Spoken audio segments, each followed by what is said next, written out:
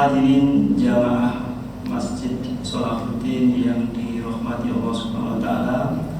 Alhamdulillah, bersyukur kita panjatkan kepada Allah yang telah memberikan banyak nikmat kepada kita, nikmat iman, Islam, sehat walafiat, sehingga dengan seluruh karunia-Nya kita dapat menjalankan ibadah puasa di siang hari, di malam hari kita dapat qiyamul lail, dapat melaksanakan sholat tarawih, dan juga dapat melaksanakan tugas dan kewajiban kita sehari-hari. Semoga seluruh ibadah kita di bulan yang penuh berkah ini diterima dan dilipat gandakan pahalanya oleh Allah Subhanahu wa taala, dan menjadikan kita untuk tetap istiqomah sampai akhir hayat nanti. Amin ya rabbal alamin.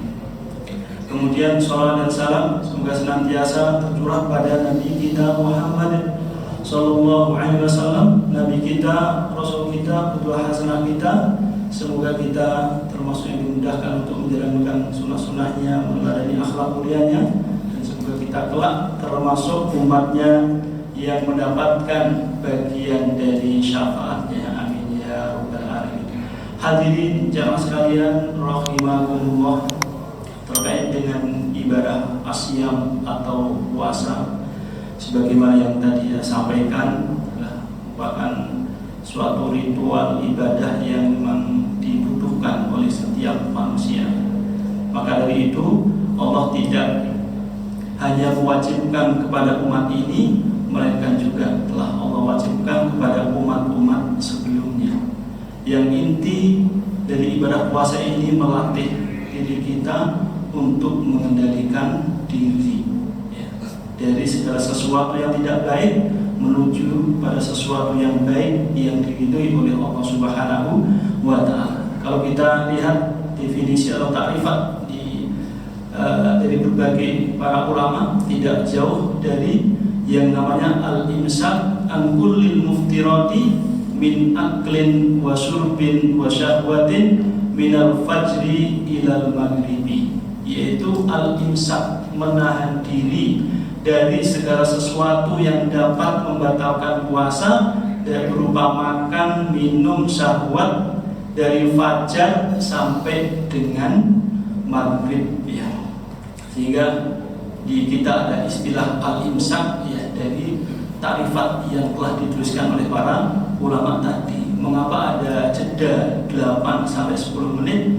Itu dalam rangka ikhtiyat, berhati-hati.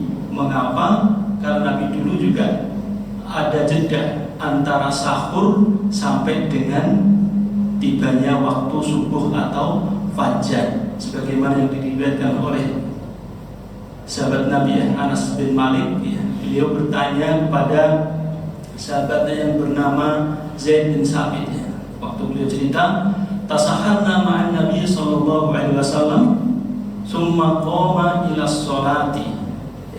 Kami dulu pernah bersahur bersama Nabi, kemudian beliau melaksanakan sholat. Terus ditanya sahabat Anas, kam kana baina sahuri wal adzan, berapa lama antara sahur dengan adzan? Beliau menjawab, yaitu Zaid ya, qadra khamsina ayat, kurang lebih 50 ayat ya.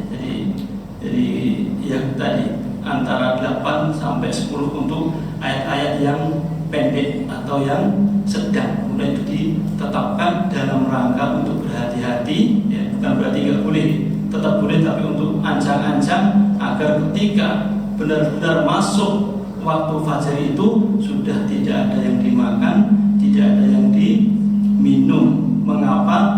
Karena Allah telah membatasi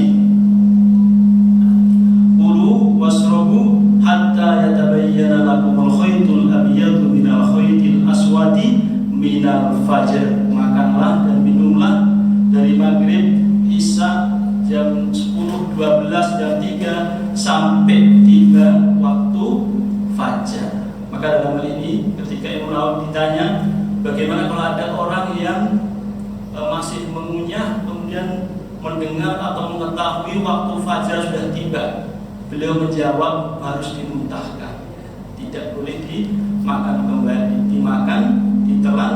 Karena apa? Karena Allah telah membatasinya, yaitu tiba waktu fajar. Hadirin jamaah sekalian rahimakumullah.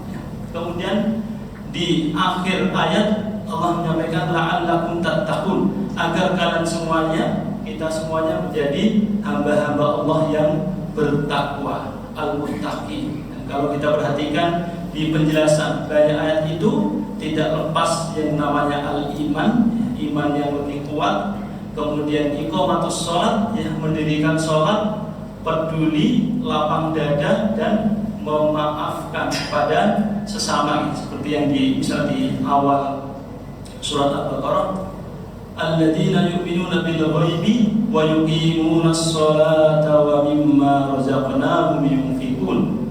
Orang yang bertakwa adalah mereka yang beriman kepada yang gaib, kemudian mendirikan sholat dan menunaikan zakat.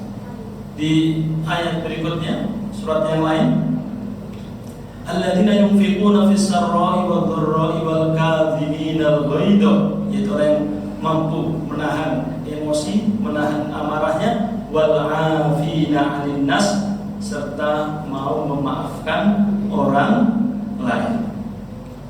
Hadirin jamaah sekalian rahimakumullah, dari ketakwaan itu, ya, Allah telah memberikan penjelasan di banyak ayat sebagai balasan, ya, orang-orang yang bertakwa luar biasa. Kalau kita perhatikan banyak ayatnya, lebih dari 5 atau bahkan dari 6 balasan orang-orang yang bertakwa.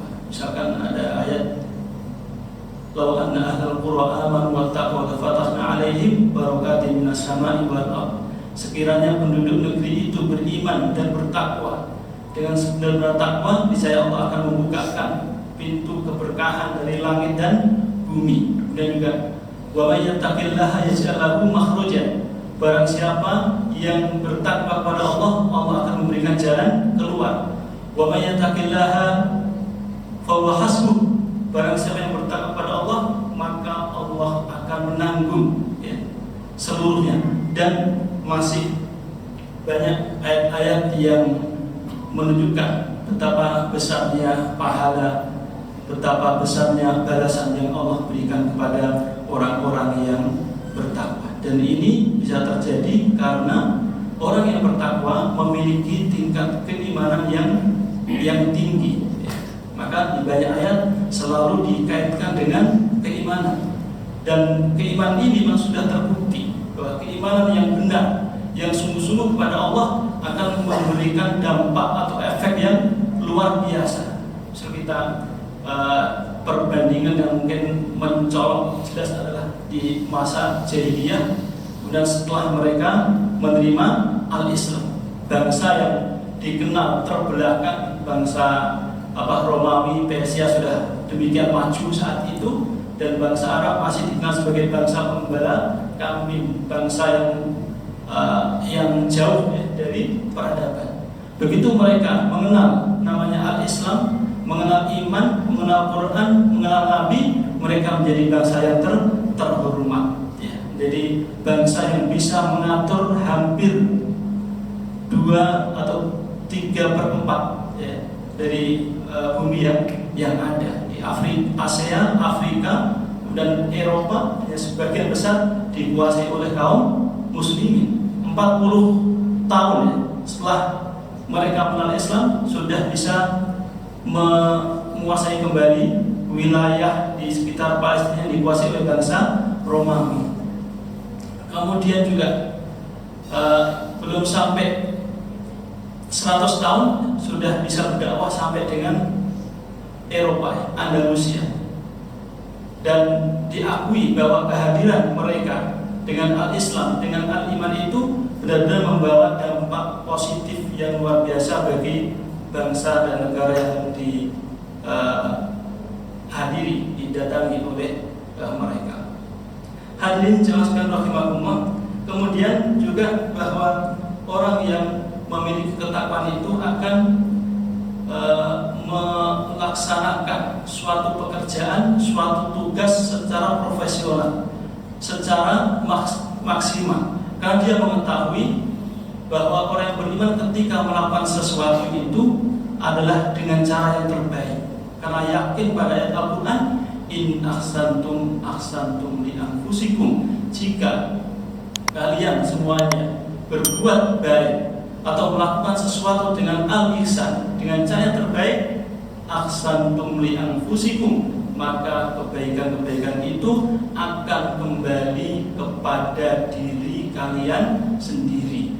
Meskipun suatu pekerjaan, suatu tugas itu dikerjakan secara kolektif, secara bersama-sama, tapi Allah membalasnya secara personal. In ahsantum li anfusikum, menggunakan kata nafas, jiwa atau diri yang dijamakkan. In ahsantum li anfusikum. Sehingga dengan cara seperti ini dia akan tentu bisa mendapatkan hasil, mendapatkan sesuatu yang lebih baik, baik sifatnya duniawi maupun juga ukhrawi.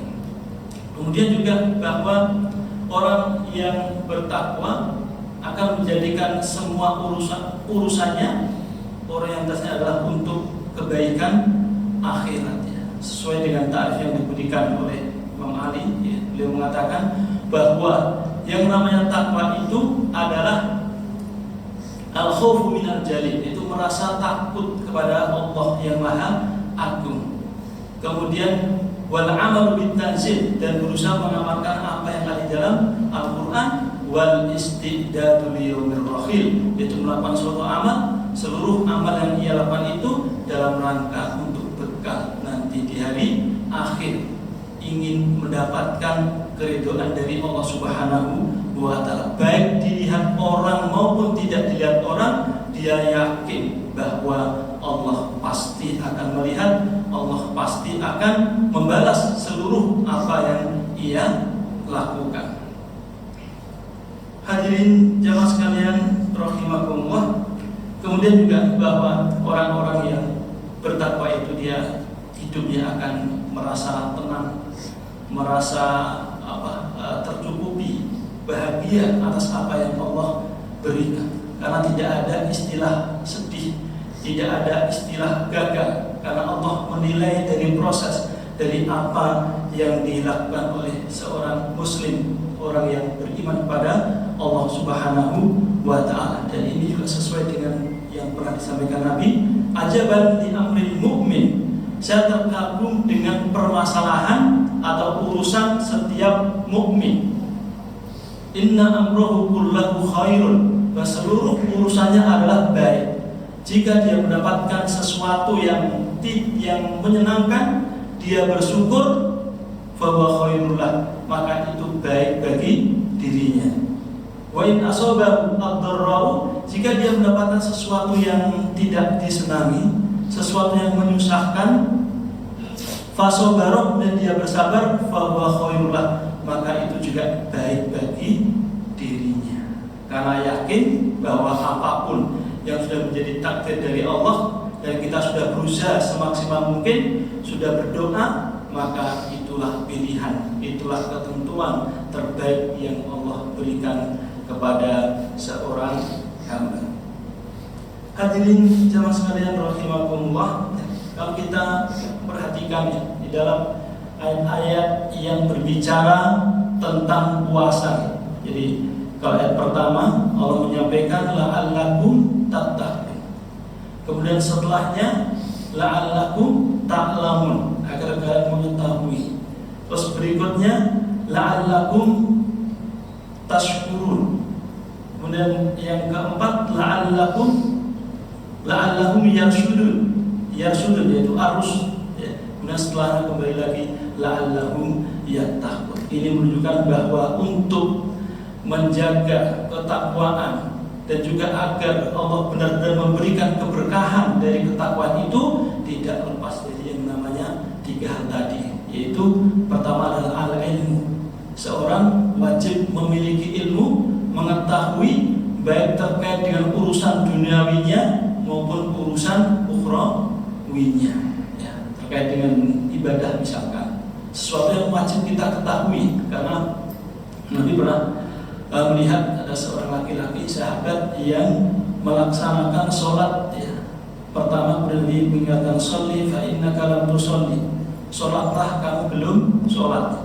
Kemudian diulang lagi dengan berusaha untuk baik. Tapi Nabi tetap sama. Terakhir Nabi menyampaikan sholli fa innaka lam tusolli, sholatlah kamu belum sholat, sampai 3 kali. Setelah itu, ya Rasulullah, saya tidak bisa melaksanakan sholat yang lebih baik dari ini. Kemudian Nabi menjelaskan bahwa di dalam sholat itu ada kekurangan, yaitu tumakninahnya kurang. Harus ada jeda, khusyuk, jeda sebentar, sekedar untuk membaca tasbih. Maka jeda ini atau tumakninah ini menjadi bagian dari rukun sholat yang harus dipenuhi setiap muslim yang melaksanakan ibadah sholat. Jadi kalau kita sering terkadang melihat sholat tarawih 7 menit misalkan, itu ya nggak tahu tumaknya seperti apa.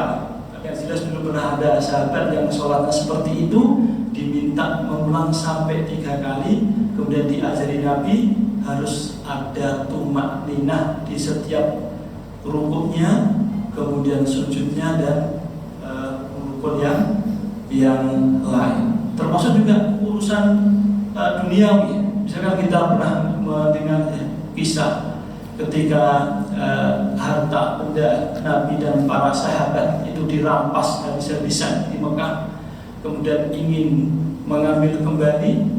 Akhirnya terjadi pertemuan atau pertempuran di Badar. Sama juga Nabi dan para sahabat menggunakan ilmunya, yaitu dengan cara menguasai mata air yang ada di Badar sana.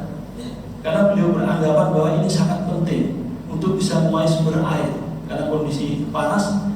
Sementara dari kafir Quraisy itu tidak bisa menguasai karena lebih dahulu didahului Nabi dan para sahabatnya. Dan dari ikhtiar itu benar Allah memberikan kemenangan. Demikian juga misalkan kaum kafir Quraisy ketika mau menyerang Nabi dan para sahabatnya ketika di Madinah dengan jumlah yang tentu tidak berimbang. Kalau menurut logika ya pasti habis, ya, sudah selesai. Kemudian juga menggunakan strategi, menggunakan ilmu, yaitu bagaimana ahzab atau kafilah kafir Quraisy dan sekitarnya itu tidak bisa masuk ke Madinah. Kemudian dibuatlah parit yang membuat mereka terhalang, tidak bisa masuk ke Madinah, dan panah yang diarahkan juga tidak akan sampai. Ini jadi bagian dari ikhtiar yang didasari dengan ilmu. Dan pada akhirnya Allah memberikan kemenangan kepada mereka. Termasuk juga Salahuddin yang menjadi nama masjid. Ketika beliau prihatin begitu banyak kezaliman yang ada di Masjidil Aqsa dan di sekitar Palestina oleh bangsa Romawi. Beliau prihatin dan mengumpulkan suatu para mujahidin. Juga sama, memilih waktu yang tepat, yaitu pas bulan Ramadan, dan yang mungkin tidak terbayang bagi mereka kaum muslimin akan melakukan perlawanan. Dicari musim juga yang paling panas, musim paling panas di bulan Ramadan, dan karena mereka kebanyakan di bangsa Eropa dan pasti akan kelelahan, dan dari situ juga memberikan keberkahan. Jadi harus tadi untuk menjaga ketakwaan dan keberkahan takwa itu tentu didasari dengan yang namanya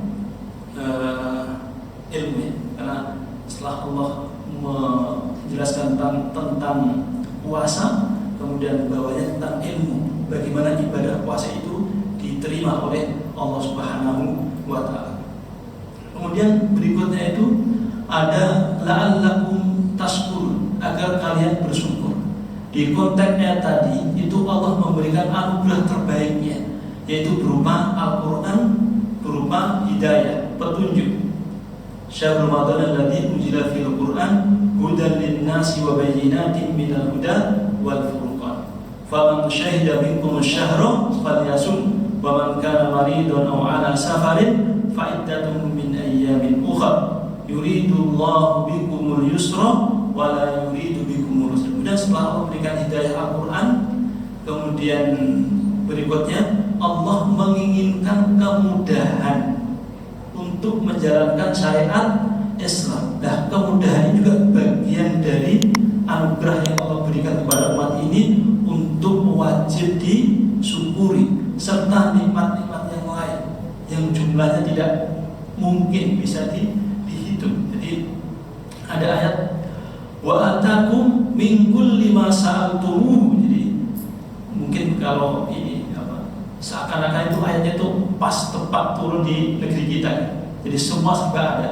Wa atakum min kulli ma sa'altumuhu, bahwa Allah telah mendatangkan, menghadirkan semua yang kalian butuhkan, semua yang kalian minta. Wa in ta'uddu nikmatallahi la tuhsuha, dan jika kalian berusaha untuk menghitungnya satu persatu, niscaya kalian tidak akan sanggup, tidak akan bisa menghitungnya, karena saking banyaknya nikmat Allah yang Allah berikan. Dan ini juga termasuk bagian dari agar kita semuanya, orang-orang yang bertakwa itu senantiasa mendapatkan keberkahan dari ketakwaan kita, ketakwaan yang telah dijanjikan oleh Allah di dalam banyak ayatnya, termasuk ayat yang berbunyi la in syakartum la azidannakum wa la in kafartum inna adzabi lasyadid.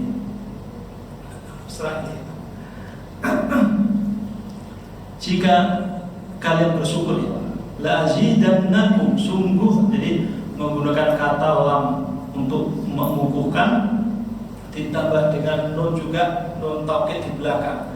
La azidannakum, seakan-akan atau sungguh kami dan pasti akan memberi tambahan. Wa in kafartum inna adzabi lasyad, dan jika kalian ingkar, tidak sesuai dengan petunjuk Al-Quran, inna adzabi lasyad, sungguhnya adaku sangat pedih. Meskipun banyak anugerah, banyak yang Allah berikan, seakan-akan kemanfaatannya, keberkahannya tidak maksimal. Di bulan yang penuh berkah ini, ya, dengan target akhir ketakwaan, ya semoga ada perbaikan, lebih baik ketakwaan kita semuanya, ketakwaan umat Islam dari hari-hari, dari bulan-bulan sebelumnya. Kemudian yang ketiga, dia berikutnya adalah la'allahum yarshudun, yaitu ar-rusdu, harus lurus, tertib, taat sesuai dengan petunjuk dari Allah Subhanahu wa Ta'ala, ya, dan bisa melaksanakan semua itu manakala seseorang merasa dekat, merasa diawasi, dilihat oleh Allah Subhanahu wa Ta'ala. Maka ayatnya berbunyi wa idza sa'alaka ibadi anni fa inni qaribun ujibu da'watad da'i idza da'ani. Dan apabila sa'alaka ibadi, hamba-hambaku bertanya kepadamu, fa inni qaribun, sesungguhnya aku dekat, ujibu da'watad da'i idza da'ani, dan aku akan menjawab, mengijabah hamba-hambaku yang berdoa. Falyastajibu li wal yu'minu bi, maka hendaklah mereka, kita semua juga harus bersegera menjawab setiap seruan dari Allah Subhanahu wa Ta'ala, dan senantiasa beriman, yakin kepada Allah Subhanahu wa Ta'ala. Jadi dengan berusaha untuk tertib, berusaha untuk taat atas aturan yang ada, dengan merasa Allah itu melihat, Allah itu mencatat semuanya, maka dengan cara seperti ini Allah akan memberikan keberkahan-keberkahan bagi hamba-hambanya yang bertakwa. Dan mudah-mudahan kita semuanya termasuk yang dimudahkan untuk meraih ketakwaan itu dan menjaganya dalam kehidupan sehari-hari, agar kita bisa istiqomah sampai akhir hayat, sehingga kita mendapatkan apa yang telah Allah janjikan sebagai hamba-hambanya yang bertakwa. Mungkin itu biasanya ada tajam diskusi.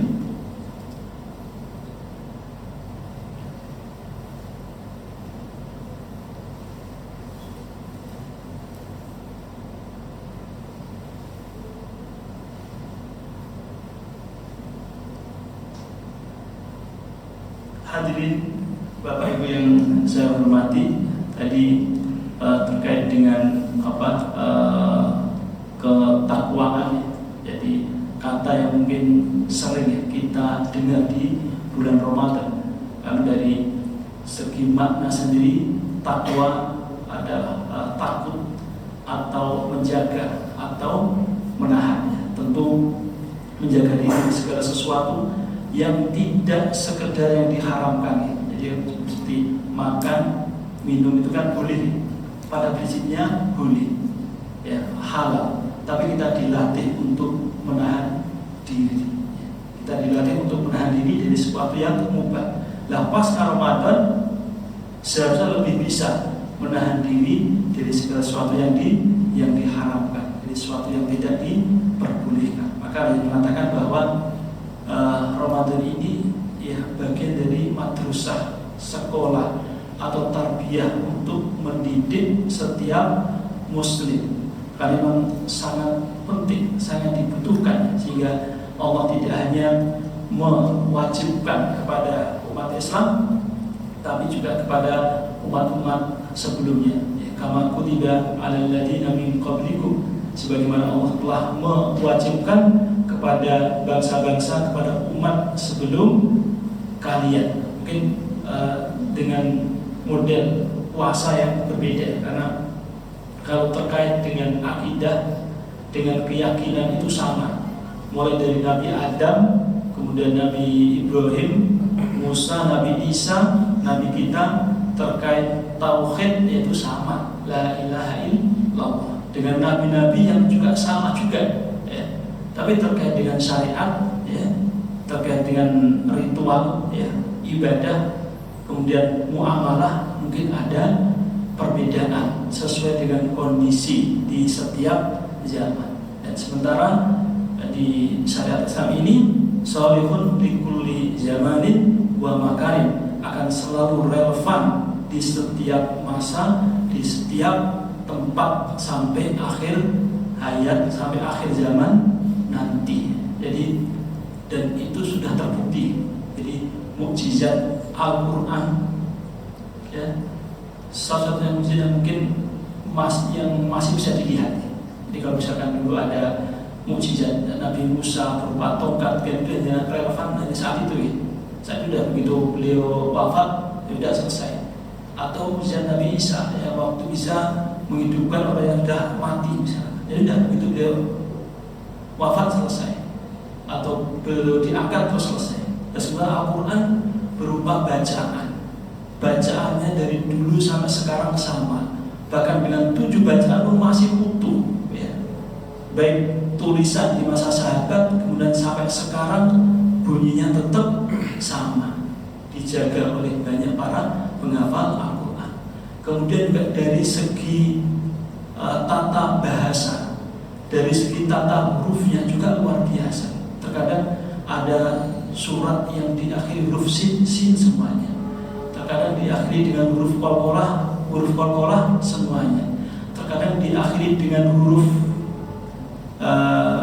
misalkan wawu nun semuanya. Kemudian juga bahkan yang meneliti terkait dengan jumlah surga, jumlah neraka juga sama, ya. Jadi ini mustahil kalau dibuat oleh manusia. Dan juga dari segi ini di penjagaannya, mulai dari anak usia 3, 4, 5 sampai usia sepuh, banyak yang bisa menghafal Al-Quran. Jadi benar-benar mukjizat yang bisa dilihat dan insya Allah akan kekal sampai ya selamanya, karena bagian dari kalam Allah, bagian dari kalamnya Allah Subhanahu wa ta'ala. Hadirin jamaah sekalian rahimakumullah. Bapak Ibu, kalau nggak ada yang didiskusikan tadi, di pesan setelah ini ada presentasi dari Yayasan Quran. Demikian, kurang lebihnya mohon dimaafkan. Akhirul kalam, wassalamualaikum warahmatullahi wabarakatuh.